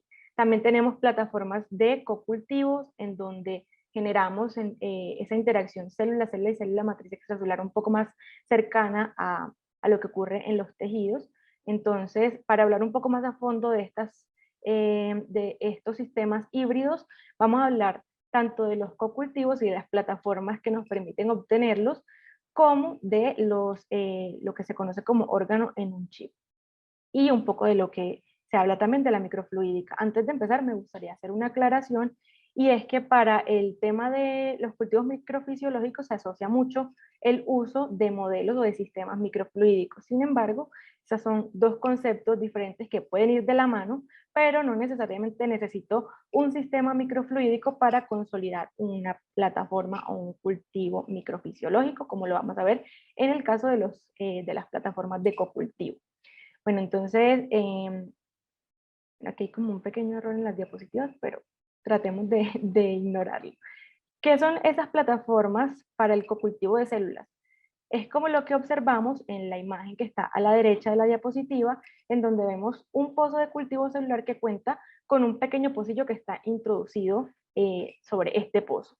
Este se conoce entonces como un inserto polimérico que tiene diferentes características de porosidad. Se encuentran disponibles en el mercado un gran despliegue tanto del control de poros como el tamaño de este inserto polimérico en sí, y también de los materiales con los que son fabricados tanto la membrana como el inserto polimérico, dependiendo de esas características y de los requerimientos de mi experimento. Entonces, ¿qué pasa con eso? O sea, realmente parece un dispositivo bastante sencillo, y lo es, pero tiene una propiedad de permitirnos en nuestro experimento cultivar dos o más tipos de células dentro de un mismo pozo de cultivo. Algo que pues realmente con los frascos de cultivos tradicionales, como lo son las cajas T25, T75 o una caja de Petri, no puedo tener. Entonces, ¿qué tenemos? Tenemos el inserto polimérico, tenemos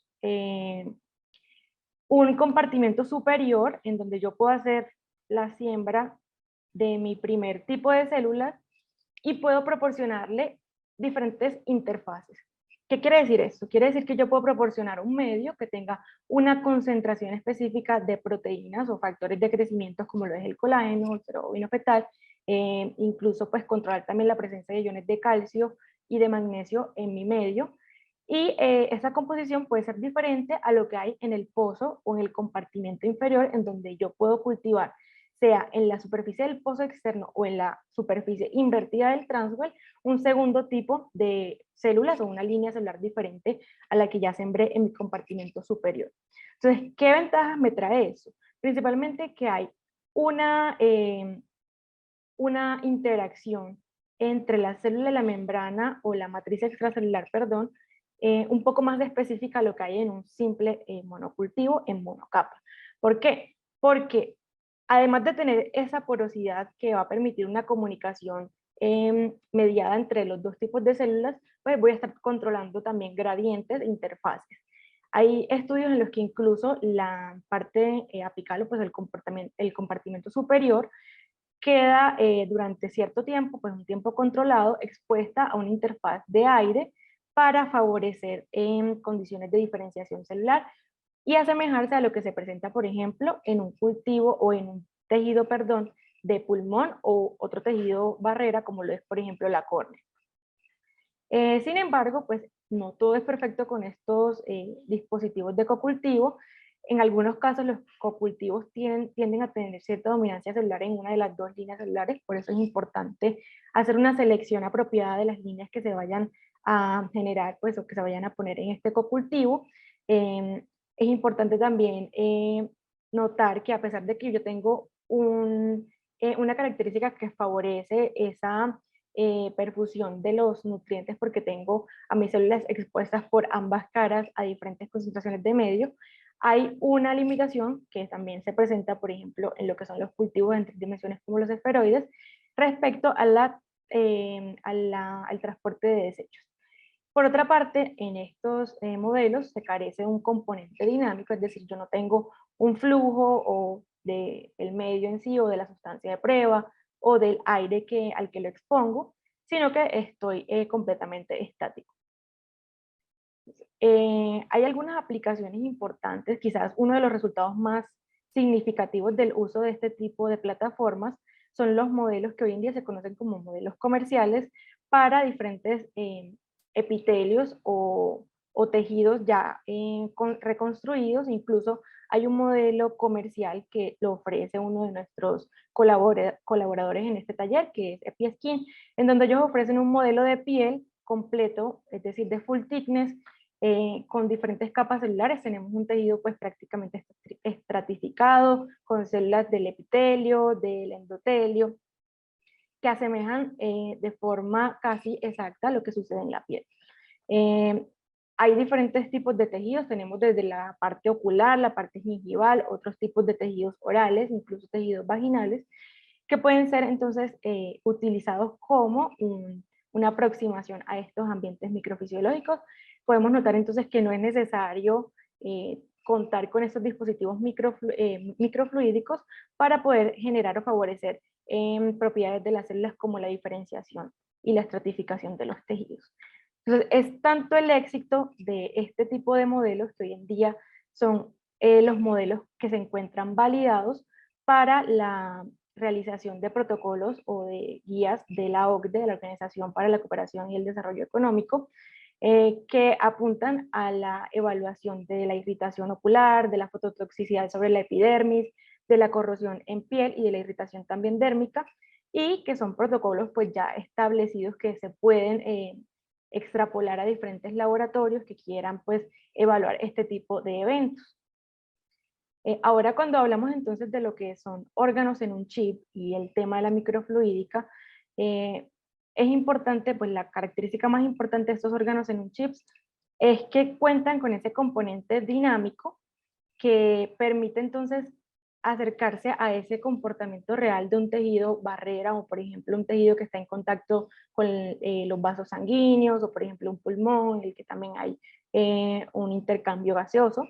Y yo puedo controlar y puedo diseñar desde de la parte del diseño CAD o del diseño 3D de estos chips, esas interacciones que me interesan. Entonces, esa es la importancia y el auge que tienen los órganos en un chip, es precisamente la capacidad de yo poder manipularlos o de poder customizarlos a mis necesidades.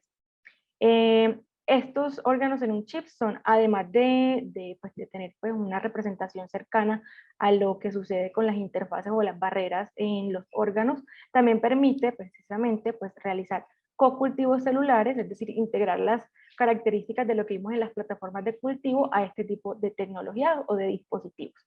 Entonces, como vemos acá, estos chips son generalmente chips que se generan primero en una estructura, pues en un molde de 3 dimensiones, como este que tengo acá, pues no sé si lo estoy enfocando, espero que sí, que se fabrican pues con diferentes técnicas de biofabricación, como lo es la estereolitografía, la impresión en 3 dimensiones.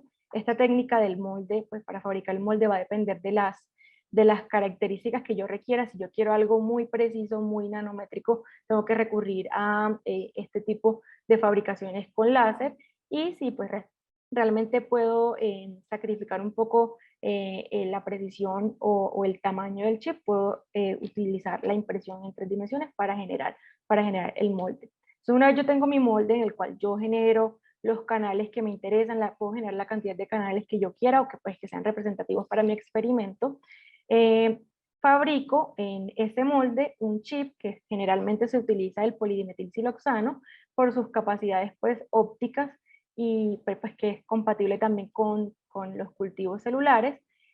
También pueden utilizarse otro tipo de polímeros, pero este es de los más utilizados y de los más conocidos también, precisamente porque es uno de los más accesibles y económicos. Y una vez tengo este chip, entonces puedo proceder a hacer mi cultivo de células con las características que yo requiera. Si puedo tener diferentes células, puedo tener 1, 2, 3 tipos de células, puedo tener una sustancia de prueba, 2 sustancias de prueba, puedo tener la interfaz aire-líquido. En este caso, por ejemplo, estamos hablando de un chip que trata de representar la interfaz aire-líquido que se genera en el tejido de los pulmones. Es un chip comercial que lo ofrece Darwin Microfluidics. En este caso el chip lo venden pues como un elemento estéril, pero que no contiene las células precisamente para hacer esta adaptación en el laboratorio de las personas que estén interesadas en realizar el experimento. Y lo que vemos es que en estos tres canales, los rojos y los azules, pareciera a simple vista que no están interconectados, pero realmente hay una membrana porosa muy pequeña de casi 1.2 micrómetros de ancho, en el cual las células que están en un canal van a poder comunicarse a largo plazo con las otras, o que los medios de cultivo o las interfaces que estén pasando, sea un aire o un líquido, interfieran o interactúen con lo que yo he sembrado en el canal de interés. Esta técnica nos permite entonces controlar desde la cantidad de los canales, el tamaño de los reservorios o las cámaras en donde se almacenan los líquidos o los fluidos que voy a evaluar. Permite también controlar los anchos o los espesores de los canales, las profundidades de los mismos y la porosidad que va a interconectar los canales.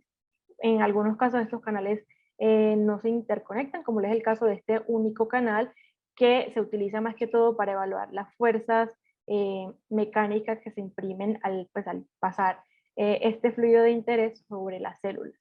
¿Cuáles son de pronto las limitaciones? Si bien podemos tener estos cocultivos, pues al igual que en el caso anterior, las células también se proyectan de forma adherente, es decir, no hay una tercera dimensión, pero una de las perspectivas futuras con este tipo de herramientas de órgano on a chip es que pueden ser incorporadas metodologías de cultivos en 3 dimensiones como los esferoides y organoides para evaluar entonces esa interacción de los fluidos de forma dinámica en los chips o en los modelos representativos de un tejido. Eso es algo que está todavía digamos que en pasos pequeños, en pasos de infante, porque hay demasiadas variables que se deben controlar. Yo puedo controlar el volumen, el caudal, la composición del fluido, pero cada pequeño detalle que yo modifique va a tener una implicación sobre mi cultivo, y es entonces importante caracterizar cada una de estas variables para poder entender el comportamiento del mismo. Otras de las limitaciones que pueden asociarse con estos modelos es que suelen ser difíciles de estandarizar.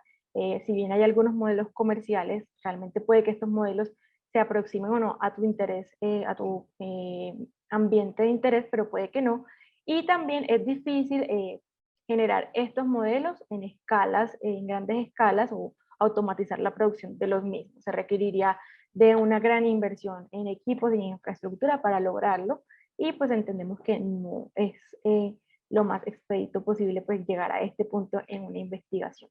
Entonces, por ejemplo, en estos modelos comerciales, en este modelo de pulmón para evaluar la interfaz aire-líquido, encontramos algunas referencias que han evaluado lo que es la producción de moco en diferentes respuestas a la interacción pues, con los fluidos, y la expresión de algunos marcadores, en este caso de los marcadores de uniones estrechas, que son el ZO1 y la caderina. Con esos sistemas de órganos en un chip, se han logrado estudios, o se han logrado pues, estudios significativos en modelos de pulmón, de hígado, de ojos, de intestino, de riñón, de corazón y de cerebro. Algunos de los cuales son de particular interés para nuestras investigaciones en cuanto al tema de la contaminación ambiental.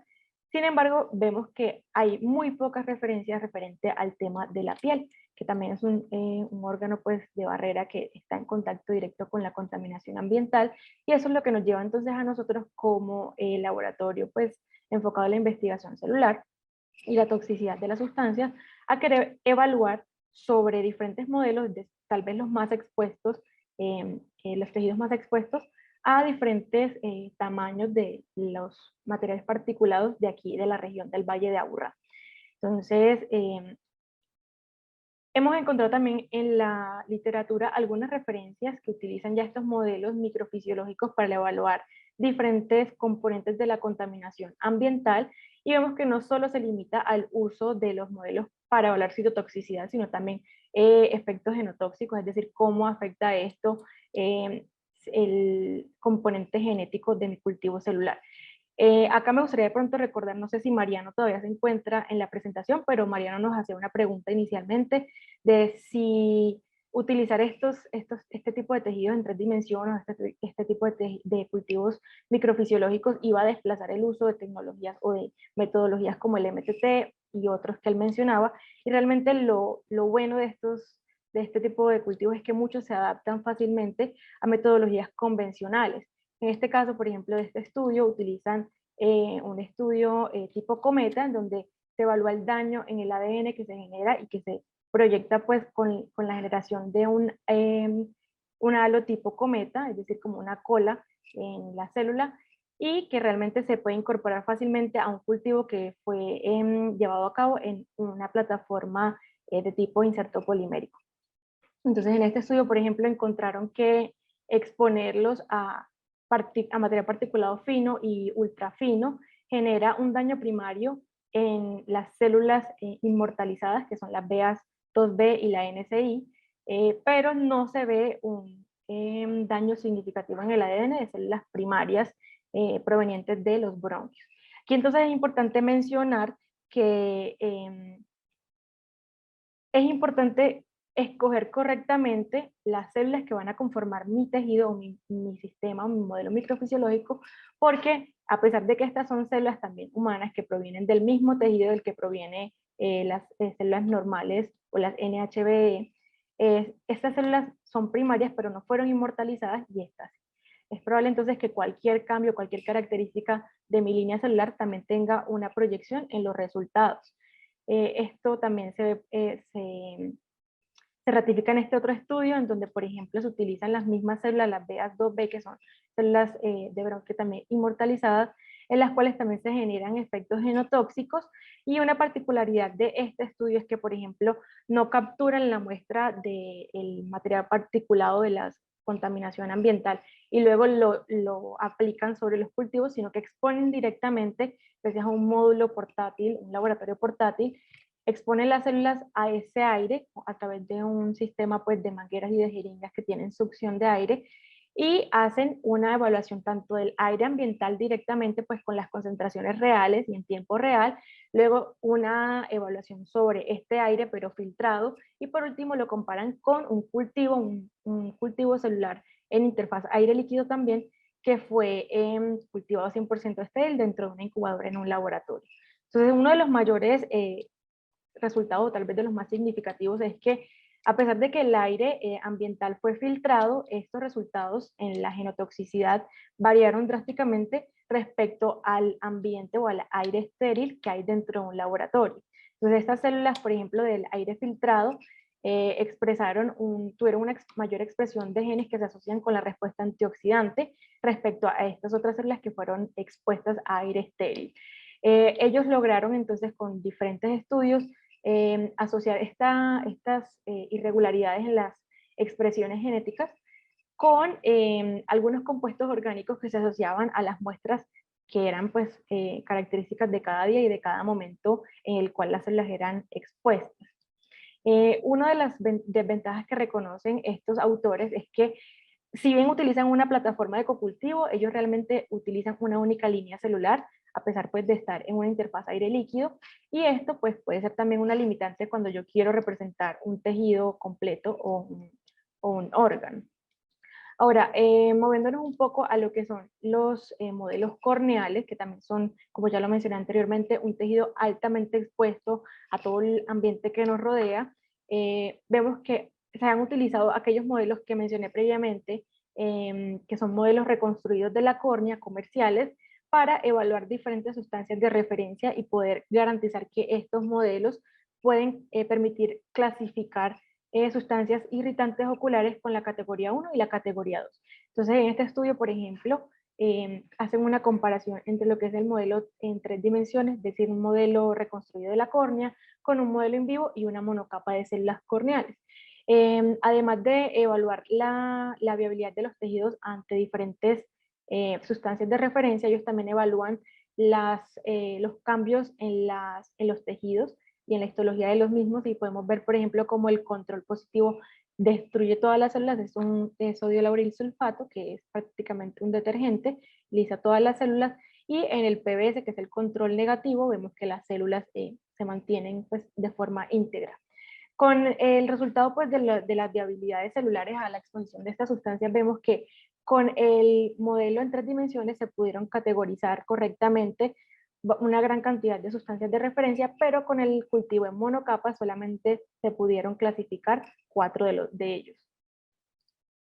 Ahora, estos modelos comerciales también se han utilizado para evaluar la contaminación ambiental y algunos componentes aislados del polvo de la contaminación ambiental, y los resultados significativos son que en los modelos que fueron expuestos directamente al polvo, es decir, a toda la composición de la contaminación ambiental, a las mayores concentraciones tuvieron una mayor reducción de la viabilidad celular, lo que representa pues un efecto dependiente de la dosis, mientras que aquellos que pues, fueron expuestos a un componente aislado de esta contaminación, pues sí tuvieron algunos cambios al ser expuestos a las mayores concentraciones, pero realmente no es un cambio significativo. De igual forma también evidencian cambios histológicos en la exposición a las concentraciones más altas, como lo vemos en esta imagen de acá, y en la imagen, pues la de más abajo, es una de las concentraciones más bajas, en donde también podemos ver daños celulares,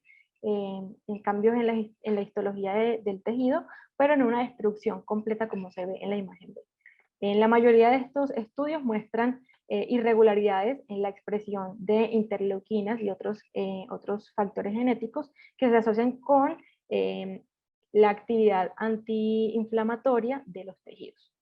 Ahora, en cuanto a los órganos on a chip, esto es un tema que está en auge y está todavía en desarrollo. Es poca la evidencia que existe en cuanto a la exposición de diferentes modelos a los contaminantes ambientales. En este caso, vamos a hablar de este cocultivo que utiliza diferentes células, que es una célula de pulmón y una célula sanguínea, para generar una interfaz aire-sangre y exponerlo al material particulado de tamaño fino durante 24 horas.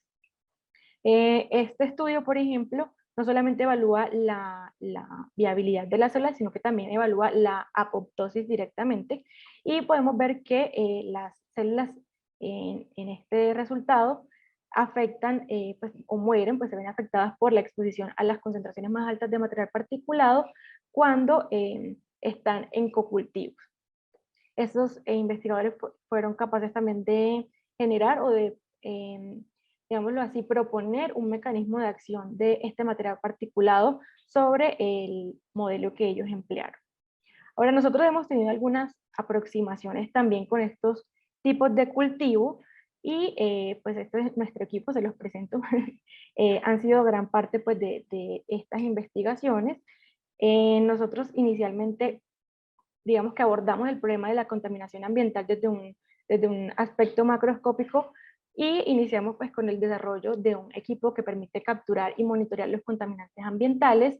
Luego, con estas muestras que capturamos, hicimos una evaluación toxicológica de los contaminantes sobre diferentes modelos microfisiológicos.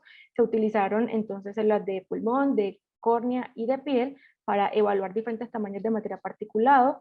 Y por último, y lo que ya también se mencionó recientemente por Andrés en el proyecto del desarrollo de un dispositivo de microfluídica que nos va a permitir en un futuro la perfusión de estos cultivos microfisiológicos para diferentes configuraciones.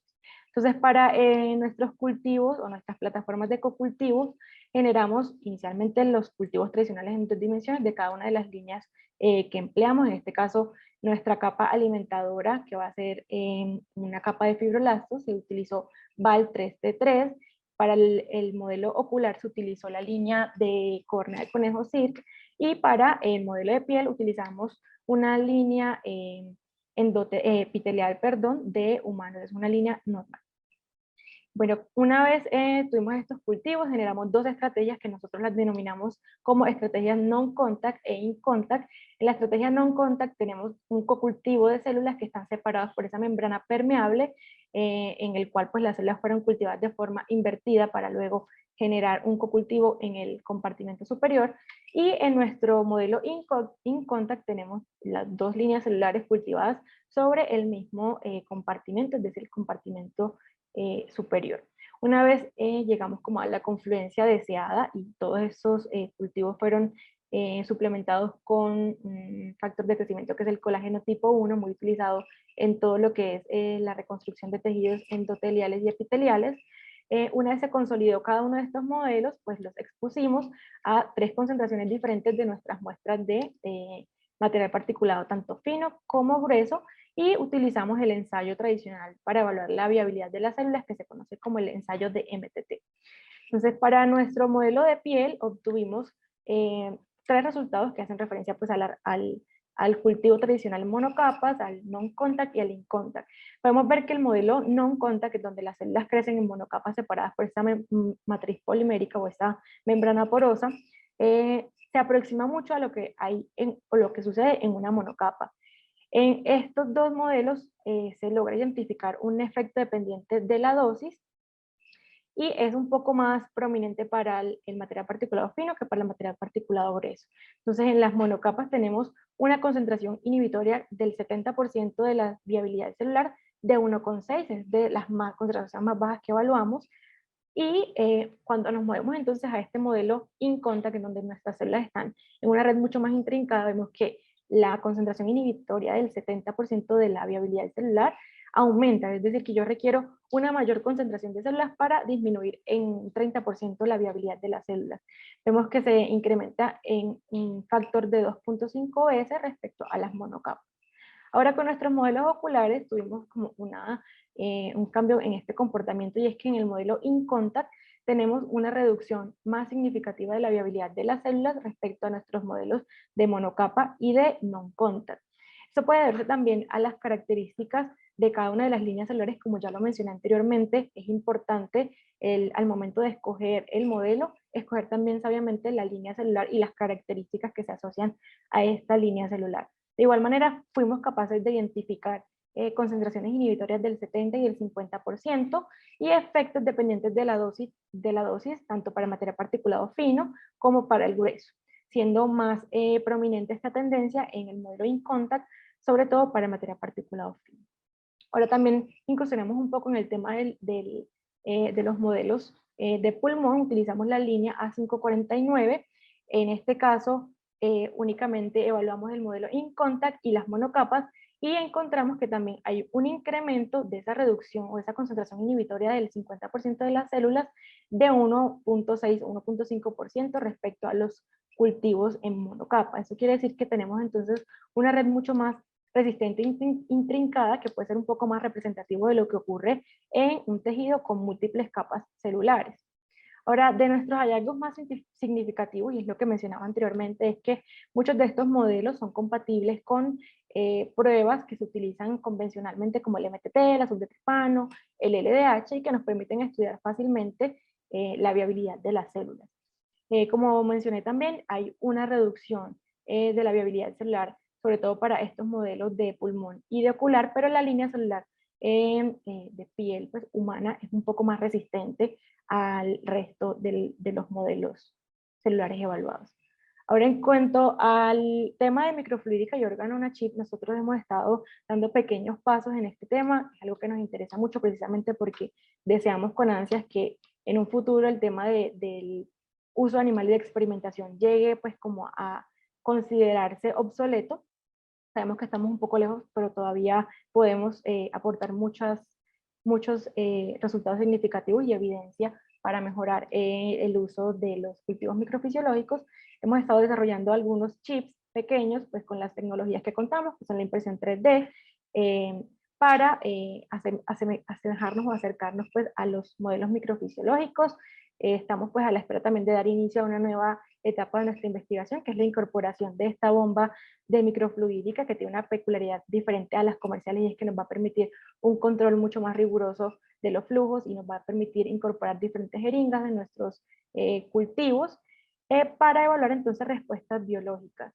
¿Cuál es la perspectiva futuro? Entonces, de los retos quizás más importantes es llevar a cabo estos modelos microfisiológicos a un largo plazo. Muchos de ellos tienen una duración de 15 días, pero a veces es difícil controlar la viabilidad de las células más allá.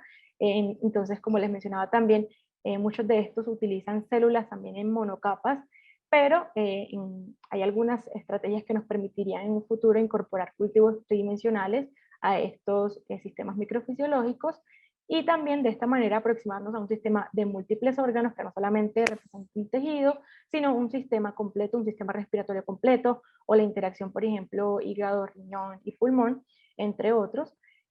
Como lo mencioné también previamente, el reto del escalado y la automatización en estos modelos es un reto bastante grande, precisamente porque se requiere mucha tecnología y mucha capacidad económica para afrontar este reto. Y quizás el reto más importante es la precisión.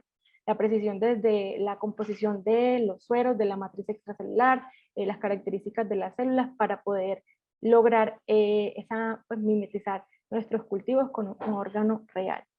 Entonces, a continuación, pues los invito a que hagan algunas preguntas, y les dejo también mi correo para que me contacten en caso de que no alcancemos pues a contestar sus preguntas y sus dudas. Muchas gracias. Bueno, agradecemos a Dayan por su charla, y vamos entonces a mencionar algunas preguntas. Juan David Bravo.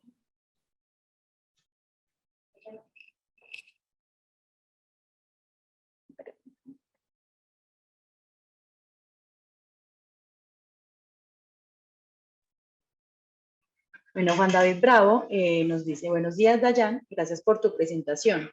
Teniendo en cuenta las diferencias significativas entre el uso de líneas celulares inmortalizadas y células provenientes de cultivos primarios, ¿cuál podría ser la razón por la cual en la mayoría de artículos y publicaciones se sigue empleando el uso de líneas celulares inmortalizadas?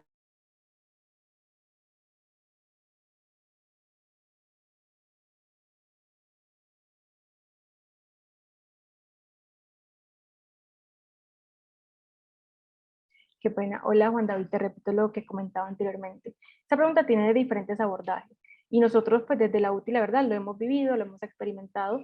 Esas líneas inmortalizadas suelen ser líneas que son mucho más fáciles de trabajar en un laboratorio, son líneas que son mucho más resistentes, que tienen una capacidad pues de pasajes infinitas, lo que nos permite a nosotros generar un banco y estar tranquilos de que tenemos nuestra materia prima pues almacenada y que está disponible para cuando requiramos de hacer una experimentación, pero también es precisamente la facilidad de conseguirlas. Muchas de estas líneas celulares inmortalizadas suelen ser líneas un poco más económicas y accesibles que las líneas normales. Sin embargo, pues realmente esto es una decisión personal o una decisión propia de cada uno de los estudios que se realicen.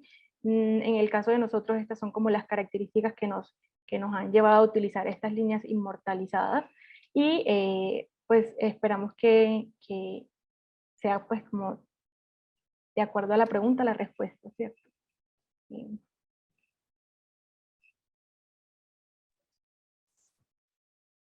Listo, tenemos otra pregunta. Lady Tatiana Sierra nos dice: buen día, doctora Dayan, es muy interesante el tema de su presentación. Tengo unas preguntas relacionadas con el cocultivo. ¿El cocultivo solo se realiza con las células de la misma especie o también existen cocultivos, por ejemplo, de células de mamífero o bacterias para estudios de infecciones o algo relacionado? Este estudio de cocultivos se podrían utilizar para estudiar el rechazo en el trasplante de órganos. Hola, Lady, te comento. El tema de esos cocultivos es que se puedan asemejar a un microambiente fisiológico como un tejido.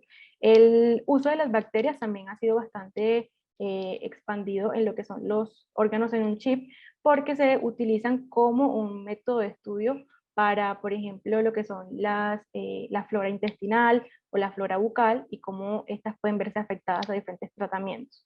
Hasta ahora no conozco pues realmente algún cocultivo que haya sido realizado con células de mamífero, otro tipo de células con bacterias, pero es probable que con el avance pues de estos tejidos o de estos cultivos se puedan incorporar y pues controlar todos estos factores que pueden generar rechazo o que pueden generar una interacción negativa y no representativa de un tejido real en un estudio de carácter in vitro o microfisiológico. Listo. que nos dice, muchas gracias por la información. Hay aplicaciones en farmacocinética y hay mejores aproximaciones para farmacocinética. Hola Mario, bueno, listo. Te cuento que principalmente la farmacocinética es una de las motivaciones más importantes para el desarrollo de los órganos en un chip. El entendimiento pues de cómo funciona, de lo que ocurre al suministrar una droga dentro de un sistema es mucho más importante que lo que ocurre cuando yo la suministro exclusivamente en un único tejido o en un único tipo de cultivo. Es por eso que los órganos en un chip, y lo mencioné al final de la presentación, tienen una perspectiva futura de incorporar múltiples órganos para poder evaluar y estudiar estas interacciones un poco más a fondo.